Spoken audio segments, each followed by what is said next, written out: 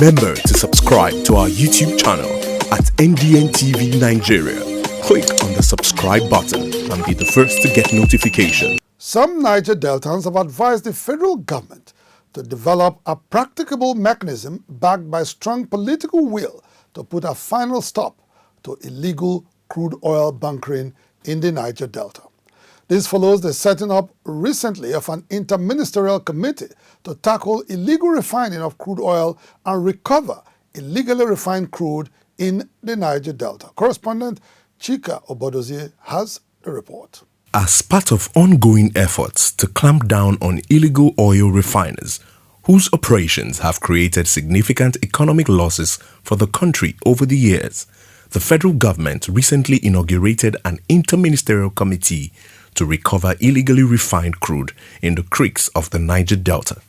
Apart from huge annual economic losses attendant on illegal refining of crude oil, activities of local oil refiners have spawned untold security and environmental consequences in over a decade.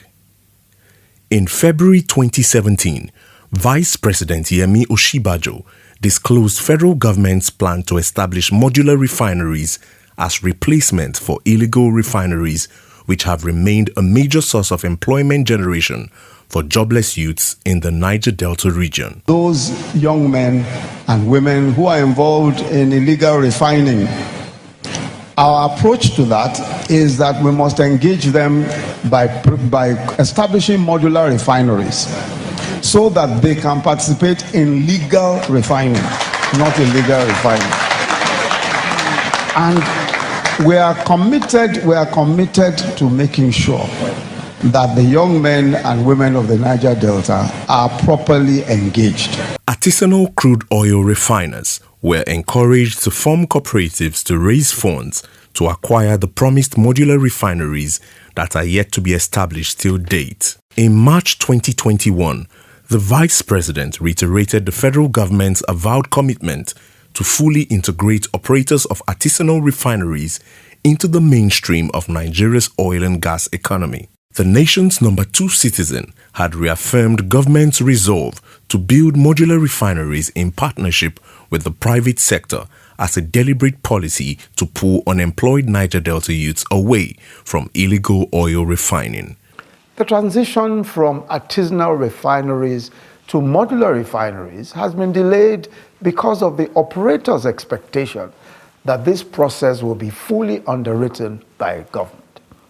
However, what this framework envisages is a private sector-led partnership with equity participation from the state governments or its agencies, registered local cooperative societies, and the integration of regional refinery stakeholders with a private investor having majority equity. This is the sustainable model.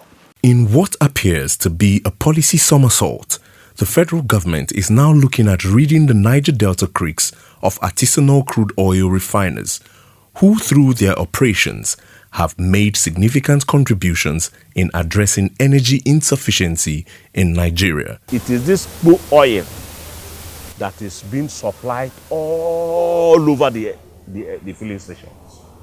Federal government is only telling us they are bringing fuel from here, they are bringing fuel from here, they are bringing fuel from here. All the fuel they are bringing is from the creek. They are the same thing that they are putting in the tank, bringing in the filling station, selling us. We have not seen any imported fuel in the Niger Delta. So long as the federal government does not have the political will to open the MAMODE refinery, this fuel business will not going to stop. If they are risky enough to produce a refined product, then government need to come to their aid, put fund into them, then let it be gazetted, let it be regulated, let it be something that it will not be a sabotage to the nation. Operators of artisanal crude oil refineries depend on stolen crude to ply their trade. In recent years, the country has lost billions of dollars to what is obviously an organized crime, which is allegedly abated by unscrupulous security agencies in certain situations. In May 2019, Governor Nyesom Wike had accused a former general officer commanding 6th Brigade of the Nigerian Army of running an oil bunkering cartel. The GOC has his own team now doing oil bunkering for him. The security are also part of the oil bunkering. Nobody can hide it. When you see his own task force are doing oil bunkering for him, what will he do? Will he arrest them? Will he arrest them?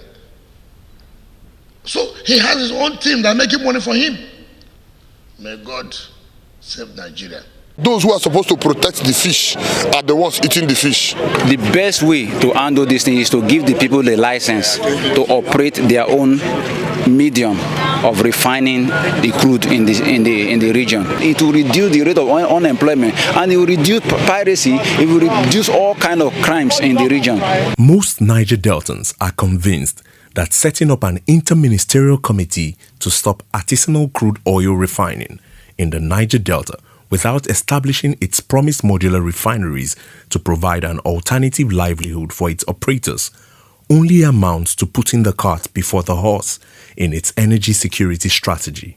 They want the federal government to license local crude oil refineries in the Niger Delta and impose tax on their operations, just as it has done for local gold refiners in Nigeria's northern states through the Presidential Artisanal Gold Mining Development Initiative, PAGMI. Inside the Niger Delta,